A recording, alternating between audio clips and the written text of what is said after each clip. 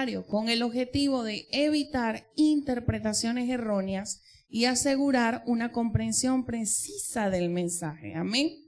Entonces estamos estudiando Colosenses capítulo 1. No me voy a detener mucho acá. Dale otro, porfa.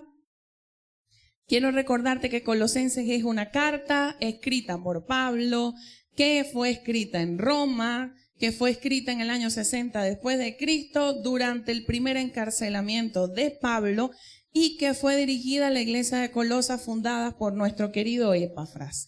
Eso lo estudiamos la semana pasada, vimos todo eso.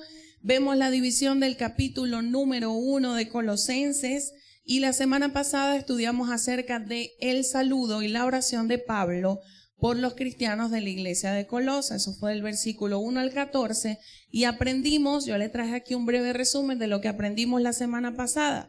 El evangelio produce cambio de vida, es decir, una vida nueva. También Pablo oraba para que esos creyentes fuesen llenos del conocimiento pleno de Dios, que solo viene por la revelación divina en esa vida nueva, juntando la mente con la de Cristo, es decir, unidos a Él, y que fuimos trasladados del reino de las tinieblas al reino de su Hijo amado, donde Cristo es el que debe gobernar. Eso fue lo que aprendimos la semana pasada. Amén. Si de repente usted no estuvo la semana pasada, aproveche y nos busca en el canal de YouTube y usted puede ver el video allí y puede ver toda la clase completa. Amén. Entonces, continuamos estudiando. Ya estudiamos eso la semana pasada, y esta semana vamos a estudiar acerca de la preeminencia y supremacía de Cristo a través de su obra redentora. Eso está en los versículos del 15 al 23. Amén. Sin más preámbulos, comenzamos entonces Colosenses capítulo 1, los versículos del 15 al 23. La división de los versículos a estudiar es la siguiente. Preste atención para que usted pueda aprovechar mejor el estudio. Número 1, la relación de Cristo con el Padre. Eso lo vamos a encontrar en el versículo 15. La relación, ¿por qué? Recuerde que la semana pasada nosotros hablamos acerca de una corriente que se estaba levantando en la iglesia de Colosas, que era el ¿qué? El gnosticismo. Lo vimos la semana pasada, e incluso dimos bastante información. Y Pablo en este capítulo 1, recuerden que él refuta o da argumentos o explica, expone que Cristo es Dios. Amén. Entonces, ya lo vimos en Cristología hace un tiempo atrás, cuando estudiamos Cristología acá, hablamos acerca de la divinidad de Cristo, o sea que Cristo no solo era alguien más, sino que era el Hijo de Dios, pero también es Dios. Amén. Y Pablo, en relación a eso, entonces él abarca todo esto. Entonces vamos a estudiar la relación de Cristo con el Padre, la relación de Cristo con la creación, que está en el versículo 16 y 17, la relación de Cristo con la iglesia, es decir, con nosotros, la relación de Cristo con la cruz, que es desde el versículo 20 al 22, y por último el consejo final de esta sección. Fíjense que solo vamos a estudiar del versículo 15 al 23 y encontramos todo esto del versículo 15 al 23. Mire la riqueza que uno puede conseguir en un capítulo de la Biblia. Amén. Entonces es importante. En los próximos versículos del 15 al 19 se nos dan 9 marcas de identificación de Cristo, es decir, 9 marcas que me van a demostrar que Cristo no solo era el Hijo de Dios, sino que también es Dios, y que lo hacen a Él diferente de cualquier otra persona que haya vivido y también superior a todas ellas. Amén. Esto es importante recalcarlo para que podamos entender entonces. Comenzamos entonces con la primera división de estos versículos y vamos a estudiar la relación de Cristo con el Padre. Colosenses capítulo 1, versículo 15 dice: Él es la imagen del Dios invisible, el primogénito de toda la creación. Hasta aquí nosotros podemos decir: ay, qué bonito, sí, qué declaración tan profunda, qué bonito. Llega Pablo y dice: Él es la imagen del Dios invisible, refiriéndose ¿a quién? A Cristo, por supuesto. Cuando usted lee ahí Él, ese Él es Cristo. Él es la imagen del Dios invisible, el primogénito de toda la creación. Este es Reina Valera 1960. Vamos a ver qué significa la palabra imagen. La palabra imagen viene del griego eikon, que significa semejanza, parecido, representación o semejanza de imagen. Me detengo aquí. Para el momento en el que Pablo hace esta declaración, recordemos que para la época no existía la fotografía. No había manera de uno tener un retrato de alguien. De hecho, la mayoría de las cosas que se tienen de imágenes eran cosas artísticas, o sea, bustos o formas en barro o talladas, pero realmente no había como tal una manera de imprimir una fotografía de alguien, o sea, de reflejar cómo era ese alguien realmente. Nosotros entendemos que todas las manifestaciones artísticas y culturales que existían para la época para hacer la semejanza de un personaje importante, tenemos fe de que eso se parecía realmente a la persona, pero tomando en cuenta que no había la precisión que tenemos hoy en día de las imágenes fotográficas, uno pudiese hasta dudar de que esos bustos, esas estatuas y esas cosas pudiesen tener las características exactas del original, ¿verdad que era complicado? Entonces, cuando Pablo habla aquí de esta palabra griega, eikon, él está hablando de lo que realmente significa ser imagen. No es solamente decir, bueno, es que Cristo es la imagen del Dios invisible. Dios hasta el momento no había ninguna imagen de Él. No había una fotografía del Dios invisible. No había un retrato, un busto, una estatua, algo que pudiese tener la semejanza de Dios. Hasta el momento no había nada. Todo lo que había, recuerden que eran dioses falsos, estatuas falsas, cosas raras. No había una imagen del Dios viviente, del Dios todopoderoso. Entonces Pablo llega y dice, Él es el eikon, o sea, la semejanza, el parecido, la representación, la semejanza en imagen del Dios todopoderoso que está en el cielo, del cual nadie tiene una imagen de Él. Bueno, Cristo es la imagen de Él. Imagínate ¿cómo se diría? Lo que se estaba lanzando Pablo allí en esa carta. O sea, le estaba lanzando como que, bueno, no hay manera de que tú me refutes eso. No hay manera. Él estaba explicando que Cristo es la representación, la imagen, la semejanza del Dios vivo. Ahora bien, el primogénito de toda la creación. Dame uno, porfa. Vamos a leer el versículo primero que nos apoya esto. Dice Juan 1:1. Y el versículo 14, en el principio era el verbo, y el verbo era con Dios, y el verbo era Dios. Y el 14 dice, y aquel verbo, el verbo que estaba en el principio, el verbo que era con Dios y el verbo que era Dios, ese verbo fue hecho carne. Y dice, y habitó entre nosotros y vimos su gloria.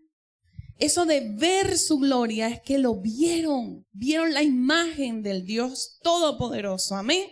Entonces, cuando Pablo está hablando de esto es porque le estaba entendiendo esto que decía Juan. Ahora, el primogénito, dale uno, porfa, es la palabra protótokos, que quiere decir primogénito en cuanto a posición, no en cuanto a origen. Yo puedo decir que mi hija, mi primera hija, es mi primogénita porque es la primera que tuve. Y en cuanto a posición, ella también es la mayor. ¿Sí me entiende hasta aquí? Hasta ahí pudiésemos decir que primogénito se puede utilizar en ese contexto. Pero en el contexto que lo está utilizando Pablo, es el significado de protótokos, que es primogénito en cuanto a posición, no a origen. Es decir, que Cristo es antes de toda la creación. No es que Él es el primero porque ese es el orden. Bueno, Él fue el primero y después vinieron otros. No, es que Él es el primero, el único, el que dice allí, el que era antes, el que era con Dios y el que era Dios. Es desde el principio, amén. Entonces, cuando Pablo está afirmando que Él es la imagen, está afirmando que es lo visible de Dios y está afirmando que Él es el primogénito, que Él es antes de toda la creación, de todo lo creado, ya Cristo existía. Amén. Entonces, dame uno, porfa. El apóstol Pablo estaba tratando también con una de las filosofías que, Dios mío, esta gente, esta filosofía, estos griegos, ay Señor, decía, una de esas religiones que trataban sobre los misterios y se trataba del demiurgo. ¿Alguna vez usted ha escuchado sobre eso? ¿En alguna oportunidad? ¿No? Yo tampoco he escuchado eso. El demiurgo, dice, sostenía que Dios creó a una criatura inferior a él. Y mira lo que dice ahí, subordinada a él. De acuerdo con esta creación, estas criaturas eran emanaciones de Dios, o sea, provenían de Dios. El gnosticismo creía que Jesús fue una de esas criaturas. Imagínate tú. Es decir, una emanación de Dios, un eslabón en esa creación. Y Pablo estaba respondiendo aquí a esa idea. Me detengo aquí. ¿Se acuerda que la semana pasada yo les hablaba que en el gnosticismo había una creencia de que había un espacio, un abismo entre el cielo y la tierra y que había como una escalera de ángeles y que Jesús era uno de esos escalones? Bueno, esta corriente, el demiurgo, es el que explica eso. Pero vamos a verlo más a detalle para que usted pueda entender a lo que se estaba enfrentando Pablo. Dame uno, porfa. Bueno, si usted le llega a ver este tatuaje a alguien, ya sabe que cree en eso. Por casualidad se lo traje para que usted vea que ese es el símbolo de los demiurgos. Y cuando estaba buscando la imagen, me aparecían, era puros tatuajes. Puros tatuajes. O sea, parece que está como en tendencia de moda, no sé, una cosa así. Pero el demiurgo es un término filosófico que originalmente significaba artesano y que en Platón se refiere a una divinidad creadora del universo material que ordena la materia preexistente según formas eternas. Es decir, como que les va dando un eslabón a cada uno, vamos a decirlo así. Esta creencia sostenía que Dios creó a una criatura inferior a él y dice, subordinada a él. Entonces esta criatura a su vez creó otra criatura subordinada a ella y entonces esa otra criatura creó a otra criatura inferior y así sucesivamente uno puede continuar descendiendo por esa especie de escalera hasta que uno llegue a la criatura que creó a este universo. Vamos a poner un ejemplo más criollo. Supongamos el caso que yo soy parte de este demiurgo. Que el Señor me guarde y me cuide. Y yo tengo alguien que me creó.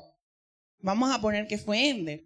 Ajá. Entonces yo vengo de Ender. Ender viene de Elier. Elier viene de Yule. Yule viene de David. David viene de... Y cuando yo voy pasando de generación en generación, cuando yo llegue al último, es que consigo quién es ese que está a la par de Dios. ¿Sí entiende hasta ahí? Y uno dice, Dios mío, pero qué. No, es que a ellos les encanta enredarse. Yo digo que no tiene sentido esto porque ellos creen en esta corriente, en esta religión que dicen que hay una persona que Dios creó inferior a él, pero subordinada a él, es decir, que lo respeta, que lo obedece, y esa persona fue creando a otras por debajo. Entonces, es una locura, hermanos. Yo cuando estaba leyendo esto, yo digo, ay Dios mío, pero bueno. Lo cierto es que el gnosticismo, el demiurgo es un ser inferior, a menudo considerado malo o ignorante. Recuérdense que el gnosticismo valora muchísimo el conocimiento. Para él es un ser inferior, ignorante, que crea un mundo material defectuoso y ajeno al verdadero Dios supremo. A esto, hermanos, se estaba enfrentando Pablo. A estas creencias de esa gente que, Dios mío, no sé de dónde sacaban. No entiendo ese afán de explicarlo todo, esa ciencia de querer darle razón a las cosas. Ellos tenían todas estas creencias y las querían mezclar dentro del cristianismo.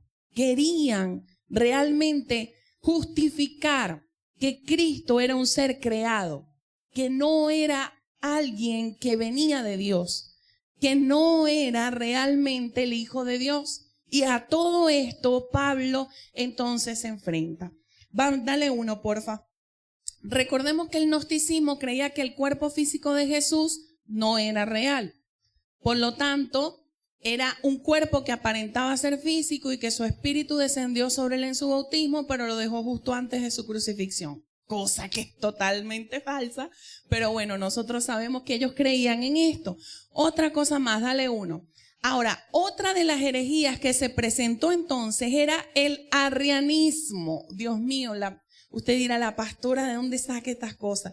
Mire, hermano, yo cuando estaba investigando sobre esto, yo le decía a Ender, salía de la cocina y estaba conversando con él, yo le decía, qué locura, o sea, mientras más tú investigas, más te das cuenta de todas las corrientes filosóficas a las que Pablo se tuvo que enfrentar y defender, digamos que defender entre comillas, todo lo que es Cristo en realidad. Por eso Pablo expone en Colosenses, da una cátedra tan grande, tan explicada acerca de la divinidad de Cristo, porque es que en esa iglesia se estaban infiltrando todas estas cosas. Entonces mira, el arrianismo, Arrio era un sacerdote de Alejandría, dijo que el Señor Jesucristo era una criatura, es decir, un ser creado.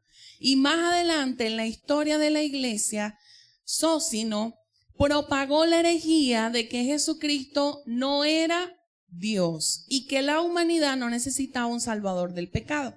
Enseñó que nosotros no estábamos totalmente depravados, o sea que no somos tan malos, en pocas palabras. Hoy estas ideas constituyen la base del unitarianismo, que es la creencia de que Dios es una sola persona en contraposición a la Trinidad divina, o sea que Dios es uno solo, que no pudo haber venido un hijo de Dios, que no pudo haber venido y mucho menos hacerse carne. Entonces, Dios mío, a todas estas cosas Pablo se estaba enfrentando. Y en base a todas estas creencias, Pablo tuvo que llegar y demostrar lo que dice el versículo 15 del capítulo 1. O sea, Él es la imagen del Dios invisible. Ese Dios al que ustedes no han visto, el cual ustedes quieren ver, bueno, Él es la imagen del Dios invisible. O sea, ustedes lo querían ver, bueno, Él es la imagen del Dios invisible. No solo eso, sino que es el primogénito de toda la creación. O sea, que Él no fue creado. Él ya existía antes de todo el universo. Él fue el que creó el universo con su palabra. Y Él fue el que le dio forma a todas las cosas. Amén. Entonces allí es donde Pablo está batiéndose un champú, como decimos en venezolano. Él está llegando y ante todas estas corrientes, él le está diciendo ya va, o sea, yo tengo la verdad. La verdad divina es que Jesucristo es tan Dios como también fue tan hombre. Entonces allí es donde Pablo llega y dice todas estas cosas. Ahora bien, vamos a leer Juan 1-3. Capítulo 1, versículo 1 al 3, dice, en el principio ya existía el verbo. Esa versión es Nueva Biblia de las Américas. Y dice, y el verbo estaba con Dios y el verbo era Dios. Y en el versículo 2 dice, Él estaba en el principio con Dios y todas las cosas fueron hechas por medio de Él. Y sin Él, nada de lo que ha sido hecho fue hecho. Esto es un versículo que comprueba lo que Pablo nos está exponiendo allí en Colosenses capítulo 1, versículo 15. Otro versículo, Hebreos 1:3, dice, Él, refiriéndose a Cristo, es el resplandor de su gloria y la expresión exacta de su naturaleza. Imagínate tú. Y dice, y sostiene todas las cosas por la palabra de su poder. Después de llevar a cabo la purificación de los pecados, el Hijo se sentó a la diestra de la majestad en las alturas. Este es otro versículo que también comprueba lo que Pablo está exponiendo. Entonces, Cristo, como el Hijo eterno, ocupa la posición de máxima autoridad de toda la creación. En otras palabras, Él es el creador y no existió ese demiurgo, ni esas series de criaturas creadas una después de la otra, porque Él mismo creó todas las cosas. Eso es lo que Pablo está tratando de decir en ese versículo 15. O sea, Él es realmente el que ocupa la posición máxima de autoridad. Él es el primogénito en posición, Él es el primogénito de todos. Amén. Entonces, aquí encontramos las dos primeras marcas de identificación de que Cristo realmente es el Hijo de Dios. La número 1 es que Él es la imagen del Dios invisible. Esa es la marca número 1. La marca número 2 es, Él es el primogénito de toda la creación. Amén. Llevamos 2. Vamos por las demás. Número 2, entonces, vamos a estudiar la relación de Cristo con la creación. Ya vimos la relación de Cristo con Dios. Cristo estaba con Dios, el verbo, el que creó el universo, y Él es el primogénito de toda la creación. Ahora vamos a ver la relación de Cristo con la creación. Colosenses capítulo 1, versículo 16 al 17 dice, porque en Él fueron creadas todas las cosas, las que hay en los cielos, las que hay en la tierra, visibles e invisibles, sean tronos, sean dominios, sean principados, sean potestades, todo fue creado por medio de Él y para Él. Y Él es antes de todas las cosas, y todas las cosas en Él subsisten. Cuando uno lo lee así, uno dice, qué bonito. Pero cuando tú le ves la profundidad a esto, tú dices, oye, aquí había bastante profundidad. Pero dame uno, porfa. Aquí más o menos te traje la explicación de esto. Dice, Él fue el que realizó la creación.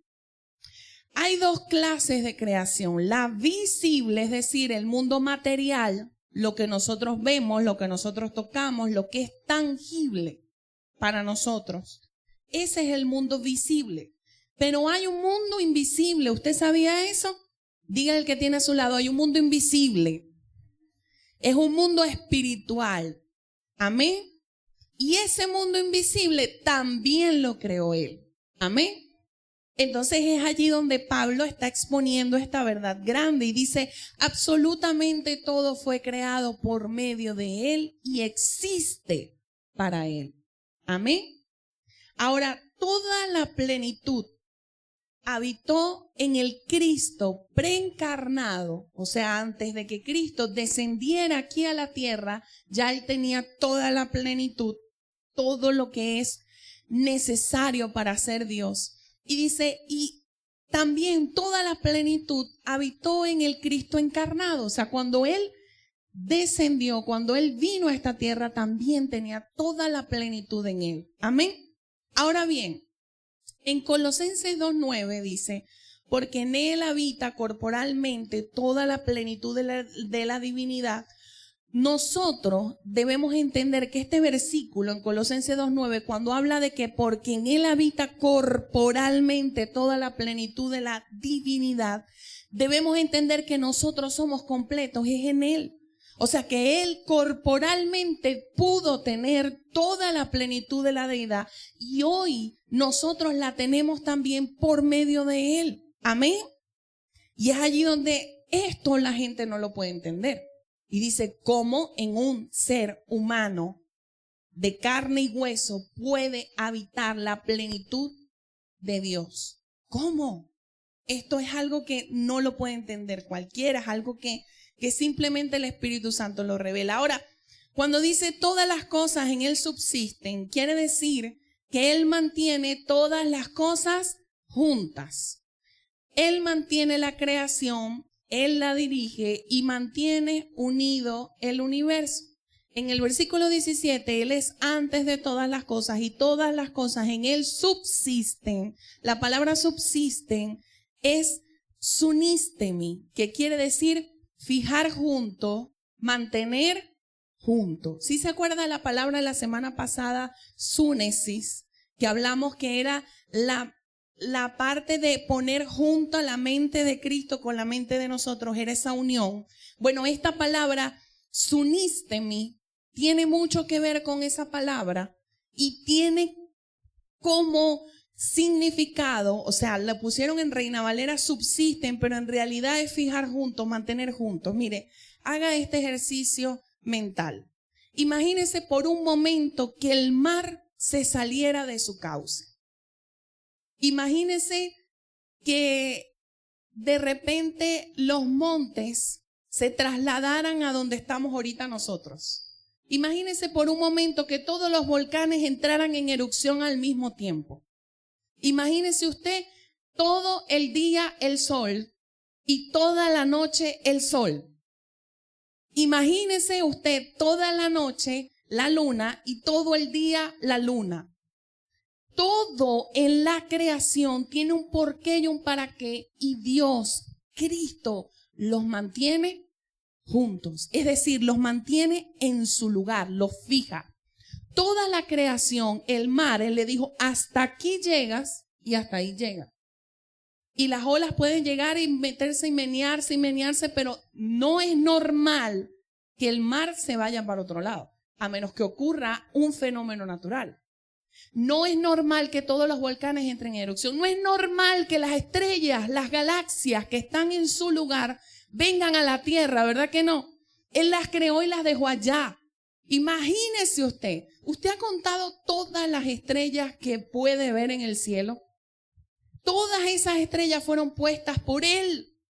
Todo lo que existe, incluso a lo que los científicos no han podido llegar, existe por Él. Y eso es realmente decir que todas las cosas en Él subsisten. O sea, Él las creó, Él las gobierna, Él las mantiene fijas en su lugar. Él hace que estén juntas a Él. Amén. Eso es gobierno.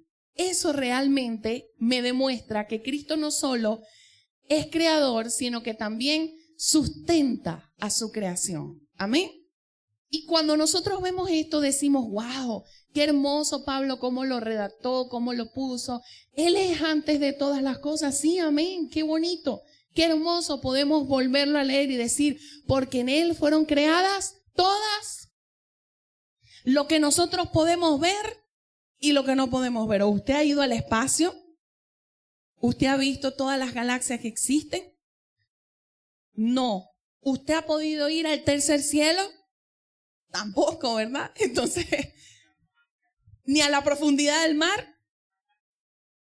Bueno, imagínate, es inmenso, la profundidad del mar es inalcanzable. Es inalcanzable. Entonces, cuando tú ves todo esto, ves esta creación tan hermosa, yo le decía a Ender en estos días que me ministró un pajarito. Parece tonto, yo le decía a Ender, me ministró un pajarito. Yo estaba en la cocina preocupada por unas cosas que estaba pensando, como ser humano me preocupo. Estaba pensando unas cosas y de repente llegué a andar a la cocina y yo le digo, me ministró un pajarito, y él dijo, se volvió loca. Ahí sí dijo, ya, se chifló. Yo le digo, amor, tú vas a pensar que yo estoy loca, pero hasta la creación me ministra, porque la creación de Dios habla de la grandeza de Dios. ¿Y qué es ministrar si no es realmente servir y hablar, comunicar la grandeza de Dios? Y yo cuando lo veía, yo decía, yo trataba de explicarle lo que había pasado, pero Ender me veía así como que pobrecita, la tengo que sacar a pasear. O sea, de verdad se está volviendo loca. Pero yo lo que le explicaba era que me paré en la ventana de mi casa. Yo vivo en un piso 8, en un edificio, y normalmente ahí siempre hay muchos pajaritos, muchas cosas. Pero ese día yo escucho cantar un pajarito, cantaba precioso, eran como las 9 de la mañana. Y cantaba hermoso, pero yo lo escuchaba como si lo tuviese adentro de la cocina. Y yo me asomo por la ventana y comienzo a buscarlo, pero no lo conseguía. Y yo, bueno, no lo consigo. Y en una de esas que estoy buscando así, está la ventana así de mi cocina, y yo tengo un balcón al otro lado de la cocina. En la esquina del balcón, en la rejita de la esquina del balcón, ahí estaba el pajarito cantando. Y yo busco verlo desde el lateral de la ventana, y cuando lo estoy viendo, el pajarito lo que hacía era cantar. Y se quedaba callado y comenzaba otra vez. Y yo cuando lo veía, yo enseguida a mi mente vino lo que yo estaba pensando. Y adivine por qué estaba preocupada. ¿A qué no adivina por qué? Porque por la situación económica. Estaba preocupada por la situación económica, estaba pensando en esas cosas y yo, Dios mío, y de repente veo que el pajarito está, y cuando lo veo, él está como picoteando algo, no sé qué, pero estaba picoteando algo. Y él cantaba y comía y seguía, Y yo cuando lo veo, de repente una voz en mi interior, que yo sé que fue el Espíritu Santo, ¿ves por qué te preocupas? Mira cómo él no tiene casa, no tiene carro, no tiene nadie a quien presumirle sus hermosas plumas. Y él está ahí y es feliz y me está cantando. Y mira cómo yo lo sustento. Y mira cómo no te estás dando cuenta que tu casa en este momento está siendo comida para él, refugio para él. Y él está contento y él está feliz. ¡Ay, Señor! Empecé a llorar. Y yo veía el pajarito y mientras más cantaba, más lloraba yo, Señor. Y empecé a acordarme de ese canto que dice, si tú cuidas de las aves, cuidarás también de mí. Y empecé a llorar. Y tuve que dejar de ver al pajarito, porque no paraba de llorar. Y enseguida en mi mente lo que hice fue darle gracias a Dios. Y entendí que aún la creación alaba a Dios. Y es sustentada por Dios y es cuidada por Dios, porque yo ese pajarito nunca en mi vida lo había visto. Si yo le digo que yo le pongo comida al pajarito para que llegue todos los días, yo le digo, no, es que yo soy la que lo sustenta. No. Ese pajarito vive feliz, vive agradecido, está para arriba y para abajo contento. Y yo, en ese momento el pajarito me ministró. ¿Ahora usted me entiende? Cuando yo veo la grandeza de la naturaleza, que un día está seca y cae un palo de agua y se pone verde, yo digo, Dios cuida de su creación. Si Él cuida de su creación, ¿cuánto más no cuidará de sus hijos? Amén. Y cuando nosotros vemos esto aquí, decimos, porque en Él fueron creadas todas las cosas. Dile al que tienes a tu lado, hasta tú, porque podemos pensar, ay, sí, los montes, los valles, el mar, la tierra, las galaxias, todo, pero y tú también, y yo también, amén. Y dice, y las que hay en los cielos, las que hay en la tierra, visibles, invisibles, sean tronos, sean dominios, sean principados, sean potestades, todas las jerarquías que ya lo estudiamos en angelología, vimos que hay ángeles, serafines, querubines. Bueno, a nivel de todas estas jerarquías, de todas estas posiciones, también Dios da orden y da forma y los fija juntos, porque Él es así, Él es el que gobierna, amén. Entonces, cuando tú ves que todo fue creado por medio de Él y para Él, dile que tienes a tu lado, tú y yo fuimos creados para Él. Para Él, amén. Y Él existe antes de todas las cosas y todas las cosas Él las mantiene en orden, amén. Aleluya. Entonces aquí encontramos otras marcas más. La marca número 3, en Él fueron creadas todas las cosas. La marca número 4, todo fue creado por medio de Él y para Él. La marca número 5, Él es antes de todas las cosas. Amén. Y la número 6, todas las cosas en Él subsisten. Qué hermoso es nuestro Señor. Amén. Ahora bien, número 3, la relación de Cristo con la iglesia. Aquí nos detenemos un poquito. Versículo 18 al 19 dice, Colosenses 1, 18, 19. Y Él es la cabeza, diga conmigo, la cabeza del cuerpo que es la iglesia. Él, que es el principio, el primogénito de entre los muertos, para que en todo tenga la preeminencia, por cuanto agradó al Padre que en Él habitase toda la plenitud. Amén.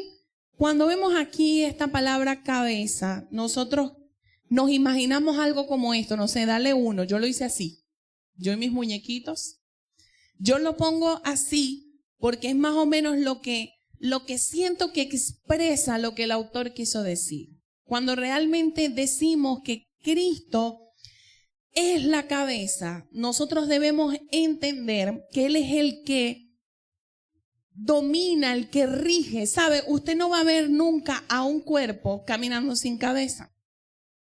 Eso solo existió en película, el hombre sin cabeza. Pero usted no lo va a ver realmente porque incluso hasta cuando una persona muere a nivel cerebral, ya el cuerpo no tiene, aunque pareciese tener signos vitales, ya no hace lo mismo, ya no camina, ya no habla, ya porque el cerebro, que es el que lo regula, ya no tiene vida. Entonces, la cabeza es mucho más importante de lo que nosotros pensamos. Usted nunca va a ver un cuerpo donde usted va a ver la mano por allá, el dedo por allá, el pie por allá, y usted va a ver de repente por allá un riñón, por allá un vaso, por allá las venas, y todos ellos dicen, no, yo soy del cuerpo.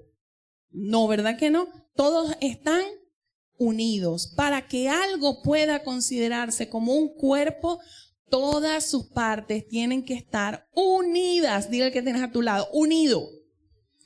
Unidos. Porque si tú no estás unido, dile al que tienes a tu lado, no eres parte del cuerpo. Porque cuando usted amputa una parte del cuerpo, esa parte del cuerpo ya no pertenece al cuerpo.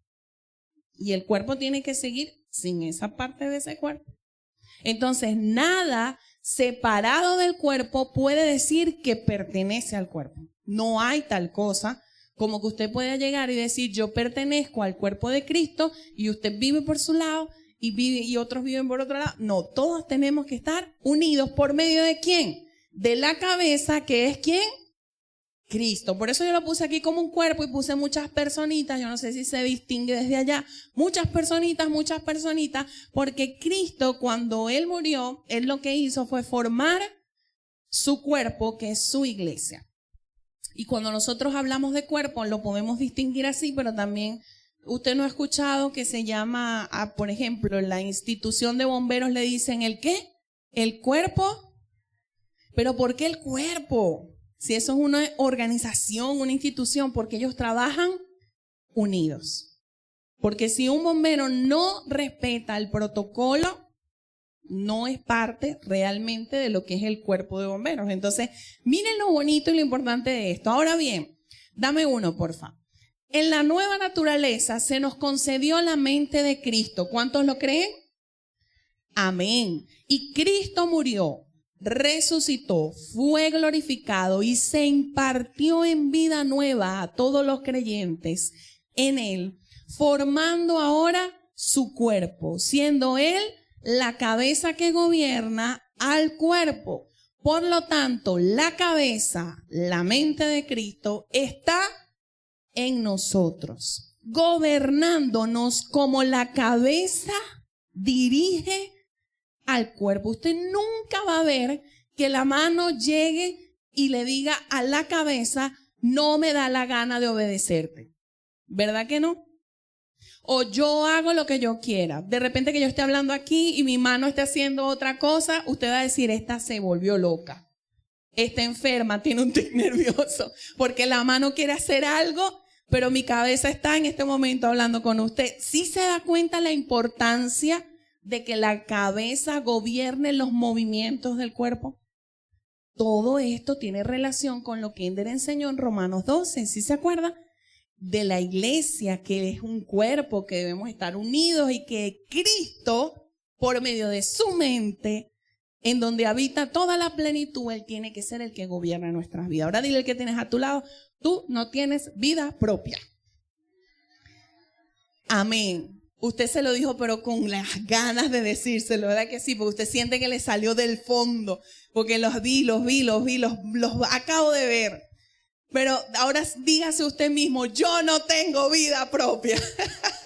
Y que yo no tengo vida propia. Ahora, dame uno, la mente de Cristo es un estado de gobierno, dilo conmigo, un estado de gobierno. Ay, Dios mío, por lo tanto, ningún miembro tiene voluntad propia. Hace lo que le dice la cabeza. La cabeza no hace lo que quiera. El pie va donde la cabeza le dice, la mano hace lo que la cabeza le dice, la lengua dice lo que la cabeza le dice. Todas las partes del cuerpo funcionan porque la cabeza lo dice. ¿Sí se está dando cuenta la analogía que está utilizando Pablo para que nosotros podamos entender que esta vida nueva que viene de Cristo, que nos ha sido impartida, ahora tiene un gobierno, y es el gobierno de Cristo, nuestro Rey, como la cabeza? Amén. Ahora bien, dame uno. Dice Colosenses también que Él es el primogénito de entre los muertos. ¿Qué quiere decir esto? Dame uno, porfa. En 1 Corintios 15:42 dice, así es también la resurrección de los muertos. Se siembra un cuerpo corruptible y se resucita con un cuerpo incorruptible. ¿Usted sabía que hay una sola persona que murió y resucitó y ha sido glorificada? ¿Tiene un cuerpo nuevo? ¿Sí lo sabía? ¿Quién es? Cristo. Usted no ha visto a nadie más, porque incluso Lázaro, cuando Cristo lo resucitó, él volvió a morir. ¿Sí? Él resucitó con un cuerpo mortal, con un cuerpo normal, pero Cristo resucitó con un cuerpo glorificado para ser el primero de entre los muertos, para que Él tenga toda la preeminencia, o sea, la importancia, la superioridad, para que Él sea el primero de entre muchos que vamos a tener también ese mismo privilegio, pero que todavía no. Primera de Juan 3:2 dice, amados, ahora somos hijos de Dios y aún no se ha manifestado lo que habremos de ser. Pero sabemos que cuando Él se manifieste, seremos semejantes a Él porque le veremos como Él es. Dile que tienes a tu lado, tendremos un cuerpo glorificado. Pero Cristo es el primero, dándonos el ejemplo. Amén. Gloria a Dios. Otra característica, dale otra, es que Colosenses dice para que en todo Él tenga la preeminencia. Acuérdense que esta palabra preeminencia o supremacía, todas estas palabras lo que quieren decir es la importancia, la superioridad de Cristo. Amén. Entonces, para que Él tenga toda la preeminencia, es que la voluntad de Cristo debe prevalecer por toda la creación. Esa es la intención de Dios. La meta es colocar a Jesús en el trono de este mundo que hoy se encuentra en rebelión contra Dios. Este es el objetivo, este es el propósito de Dios. ¿Qué dice la palabra acerca de eso? Que Él vendrá con gloria, con poder y establecerá su reino aquí en la tierra. Pero, mientras tanto, todo el mundo está en rebelión contra Dios. Y los únicos que realmente nos sometemos a la voluntad de Cristo somos nosotros, los que hemos creído en Él, su iglesia. Y Él gobierna en nosotros. Por lo tanto, su reino es establecido aquí en la tierra cuando tú y yo nos dejamos gobernar por Él y expresamos su vida aquí en la tierra. Amén. Eso es como un preámbulo de lo que realmente va a ser el gobierno de Cristo aquí. Entonces, veamos aquí la relación también de Cristo con la iglesia en esta parte del versículo que dice, por cuanto agradó al Padre que en Él habitase toda la plenitud. Amén. La palabra aquí para plenitud es pleroma, que es del griego y dice, ¿qué significa plenitud o totalidad? En Él habita toda la plenitud de Dios. En Filipenses encontramos que la palabra importante era kenosis. ¿Sí se acuerda de esa palabra cuando la estudiamos en Cristología? Hablaba de que en griego quiere decir vaciarse. Enfatizó que Cristo se vació a sí mismo y se convirtió en un siervo. O sea, ocurrió la kenosis.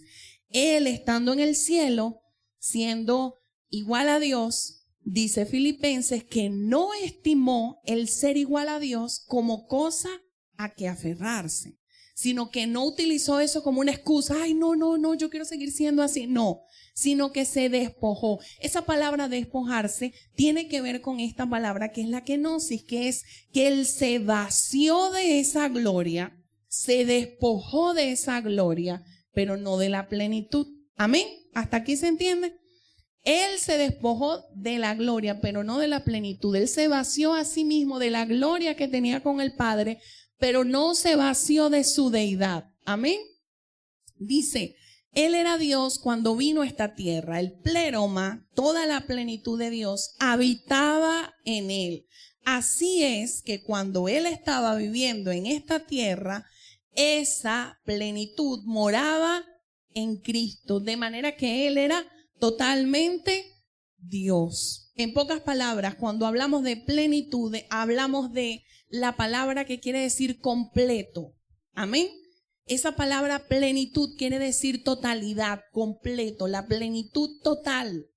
Todo lo que es Dios estaba en Cristo también. Amén. Porque Cristo es Dios. Ahora, otra de las marcas que conseguimos, y ya aquí se las conseguimos las 9, dice que Él es el primogénito, la cabeza, perdón. Él es la cabeza del cuerpo que es la iglesia. Él es el primogénito de entre los muertos para que en todo Él tenga la preeminencia y en Él habita toda la plenitud de Dios. 9 marcas que identifican que Cristo es Dios. Amén.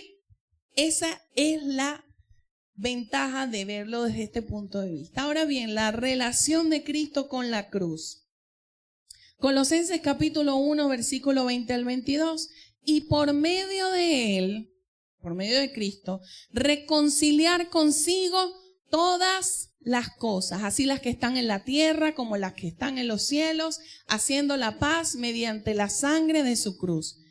Y vosotros también, que erais en otro tiempo extraños y enemigos en vuestra mente, haciendo malas obras, ahora os ha reconciliado en su cuerpo de carne por medio de la muerte, para presentaros santos y sin mancha e irreprensibles delante de Él. Amén. Vamos a ver el versículo 20. Por medio del reconciliar. Esa palabra reconciliar viene del verbo griego catalazo, que quiere decir cambiar totalmente. O sea que cuando lo leemos así dice, por medio de Él, o sea, por medio de Cristo, Él vino a cambiar totalmente consigo todas las cosas. Amén. Cuando dice esto es porque la obra de Dios incluye 2 reconciliaciones. Dile al que tienes a tu lado, hay 2 reconciliaciones.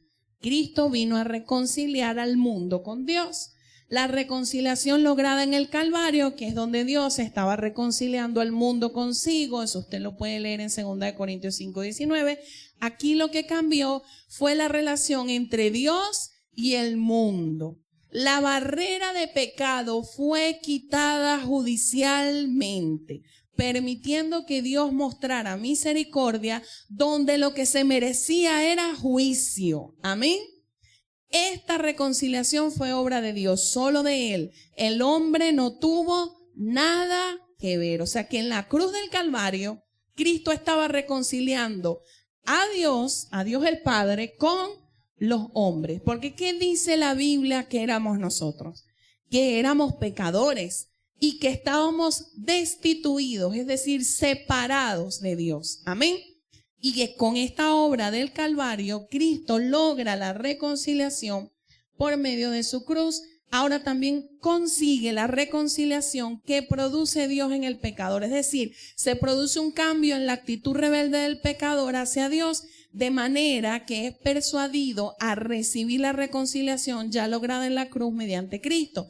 Ahora nosotros participamos como embajadores llevando este mensaje de reconciliación a otros. En pocas palabras, en la obra de la cruz, en la obra del Calvario, Cristo llega y reconcilia a Dios con los hombres. Pero no solo eso, sino que también reconcilia la mente que era incapaz de ver a Dios. Ahora, por medio del Espíritu Santo, Él produce un cambio de actitud en el rebelde pecador. O sea, hay una rebeldía por medio del pecado y Dios persuade a las personas para reconciliarlas con Él. Amén. Eso se logró por medio de la cruz del Calvario. Y no solo eso, sino que ahora tú y yo somos reconciliadores, vamos a decirlo así. Nosotros llevamos este evangelio para que otros puedan reconciliarse con Dios. Amén. No solo Dios nos persuade a nosotros de aceptarlo, de creer en Él, sino que ahora también nos invita a que hagamos lo mismo con otros. Amén. Entonces, Colosenses 1, 20 al 22, en traducción lenguaje actual, se lee mejor. Mira cómo dice: por medio de Cristo, Dios hizo que todo el universo volviera a estar en paz con Él. Y esto lo hizo posible por medio de la muerte de su Hijo en la cruz. Ahora dice, antes ustedes estaban lejos de Dios y eran sus enemigos, pues pensaban y hacían lo malo. Sin embargo, ahora Dios los ha hecho sus amigos por medio de la muerte de su Hijo, quien se hizo hombre. Y Dios lo hizo así para que ustedes pudieran presentarse ante Él sin pecados y libres de culpa. Amén. Él lo hizo así. Yo lo puse de esta manera. Es el hombre que es pecador, que estaba alejado, había un abismo, y la cruz, la hora de la cruz, vino a ser como ese puente que nos acerca a ese Dios santo. Amén. Romanos 5:1 lo dice así: por lo tanto, ya que fuimos hechos justos a los ojos de Dios por medio de la fe, ahora tenemos paz con Dios, gracias a lo que Jesucristo nuestro Señor hizo por nosotros. Ahora nosotros podemos decir que tenemos paz con Dios por medio de Cristo, quien dice la palabra de Dios, que llevó toda nuestra culpa y nuestro pecado. Amén. Ahora bien, Colosenses entonces lo dice de esta manera también. Vemos la segunda parte del versículo. En otro tiempo nosotros éramos extraños y enemigos en nuestra mente. Esa palabra mente, ahí dice, bueno, extraños, dice apartado, alejado, es decir, ser no participante. O sea, nosotros no éramos participantes de lo que Dios tenía para nosotros, de lo que era Dios. No éramos participantes, éramos extraños, éramos, no sé, como extranjeros, no teníamos nada que ver con las cosas de Dios. Pero, dice el otro, dale otro, éramos enemigos en nuestra mente, y esta palabra mente, en vez de nous, es dianoia. ¿Sí se acuerdan que esa palabra nos la explicó el pastor? Esta palabra dianoia es pensamiento hondo o entendimiento profundo. O sea, éramos muy extraños, o sea, estábamos apartados, alejados, enemigos en nuestro conocimiento profundo de otras cosas. Porque acuérdate que Pablo está hablándole a la iglesia de Colosas. Y la iglesia de Colosas tenía el gnosticismo, tenía todo esto que te acabo de explicar, el arrianismo, tenía un montón de corrientes que eran profundas, que tenían que ser entendidas, estudiadas y que requerían de conocimiento.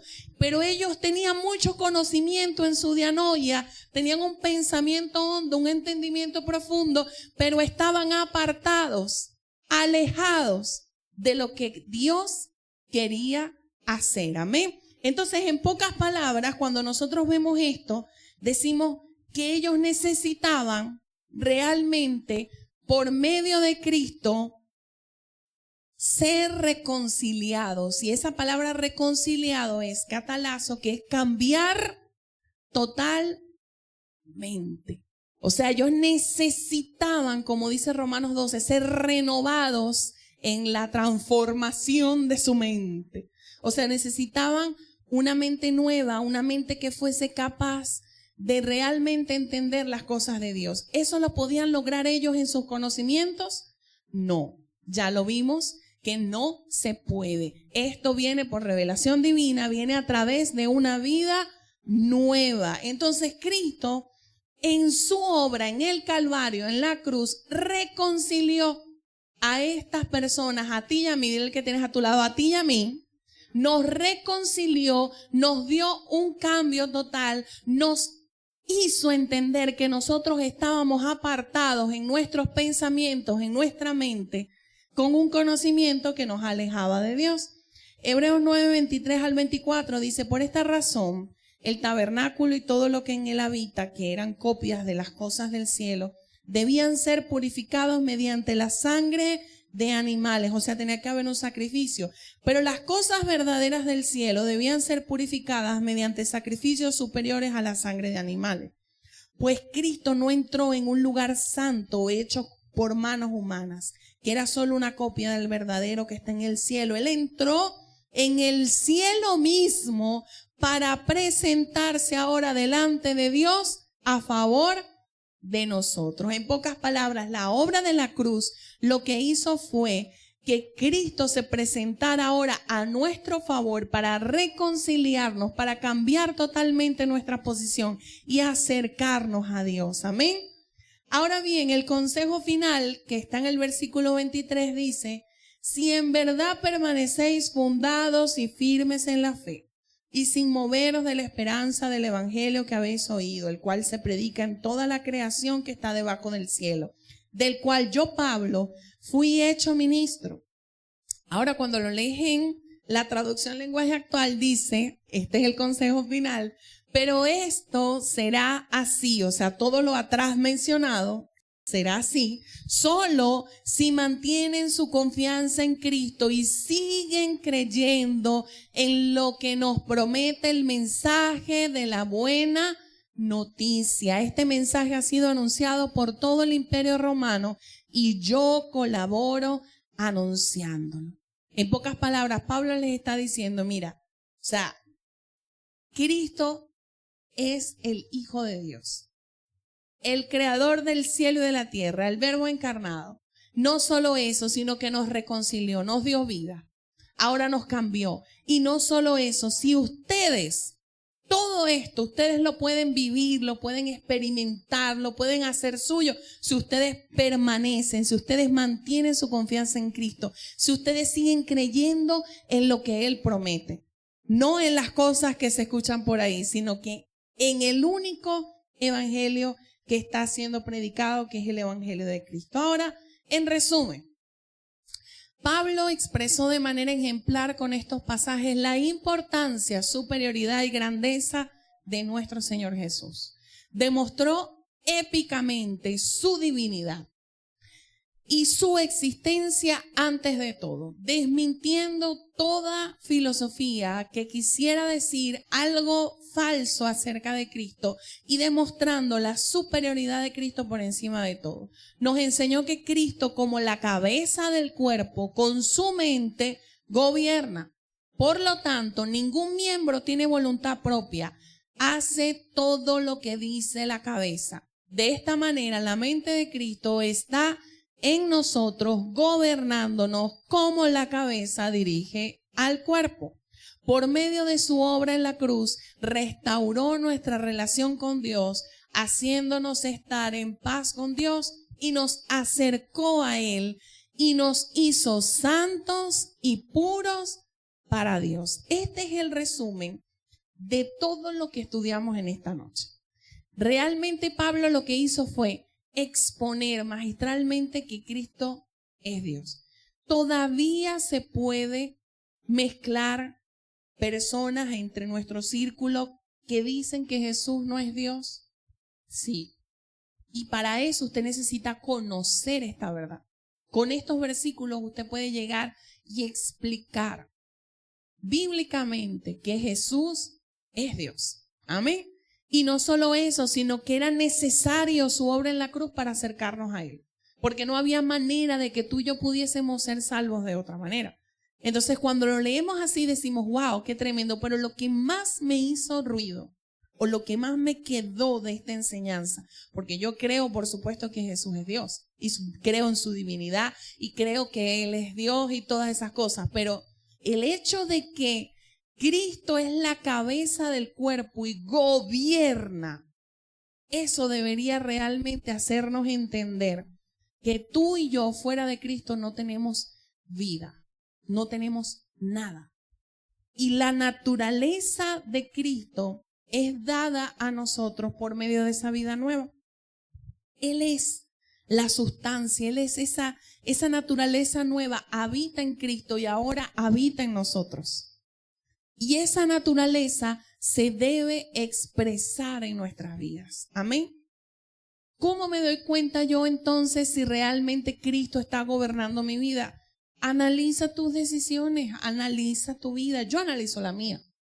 Cuando yo veo mi vida, veo mis decisiones, veo cómo está mi familia, cómo Cristo está gobernando en mi casa, es allí donde yo puedo decir, necesito que Cristo gobierne o estoy siendo gobernada por Cristo. Es allí donde uno analiza. Pero si en realidad el que está gobernando es tu yo o tu carne, hay un problema, porque entonces eres una parte del cuerpo que puede ser amputada. Así o más claro. Porque cuando una parte del cuerpo está haciendo las cosas aparte, cuando una parte del cuerpo no está recibiendo las órdenes de la cabeza, cuando una parte del cuerpo quiere hacer su propia vida, automáticamente está muriendo, muriendo, muriendo. Y poco a poco esa parte necesita ser cortada, porque lo que puede traer es algo peor para el cuerpo. Así pasa con las heridas. Usted no ve que una herida se puede infectar, una herida puede llegar y convertirse en algo, gangrena es que se llama, algo así, y puede llegar y formar eso en una parte y necesita ser amputada. Bueno, cuando algo en el cuerpo no está bien, cuando algo en el cuerpo está herido, cuando algo en el cuerpo no está en orden, necesitamos entonces, ¿qué?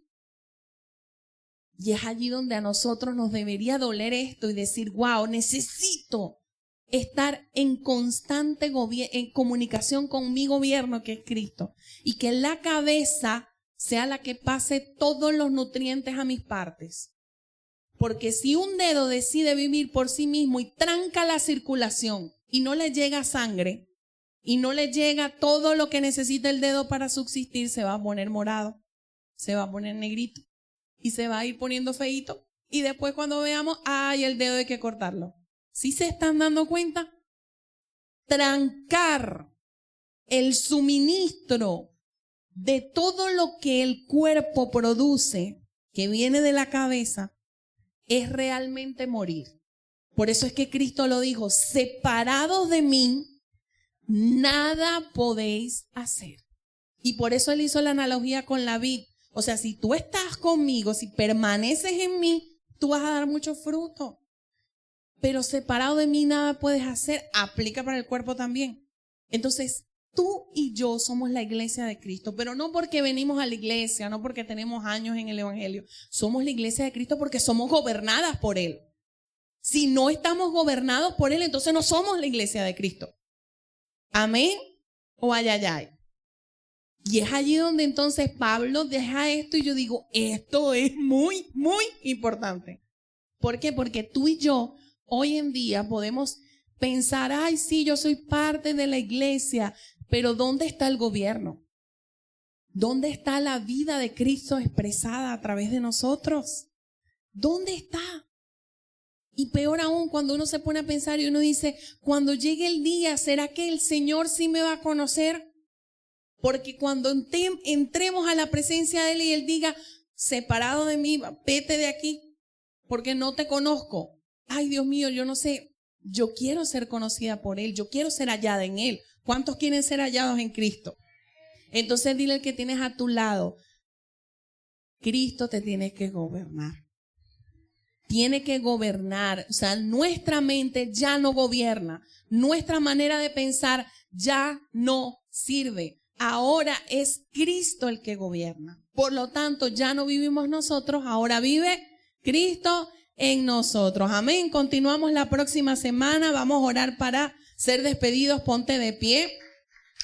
Si le vas a dar un aplauso al Señor, dáselo fuerte, por favor.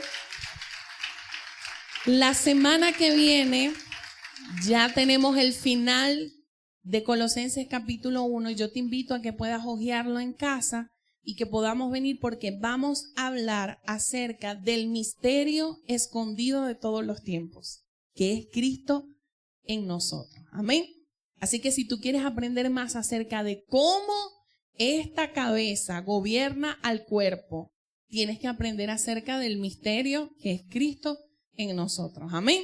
Así que oramos. Padre, en el nombre de Jesús te damos gracias. Gracias por este tiempo donde hemos podido estudiar tu palabra. Sabemos, Señor, que tú inspiraste a Pablo a escribir todas estas cartas para que hoy en día puedan servir de referencia a lo que es la vida nueva que tú nos has dado y que necesitamos ir descubriendo cada día más para que seas tú, Señor, el que gobierne, para que seas tú el que viva en nosotros.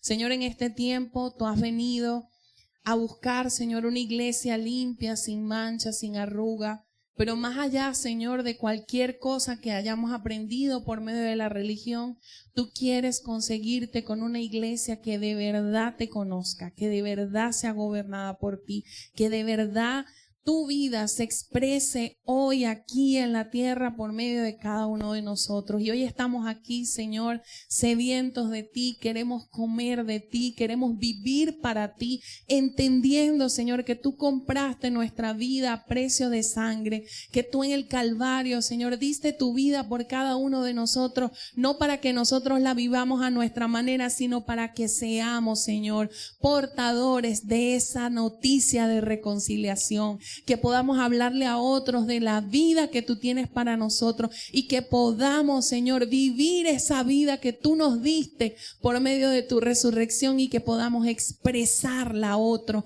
que la gente te vea a ti, que digan, wow, ella o él tienen a Cristo, y que pueda ser un preámbulo, una oportunidad para hablarles de ti. En el nombre de Jesús te pedimos que tú nos guardes, nos cuides, nos lleves en paz y en bendición y nos ayudes a meditar en todas estas cosas que hemos aprendido. En el nombre de Jesús, amén y amén.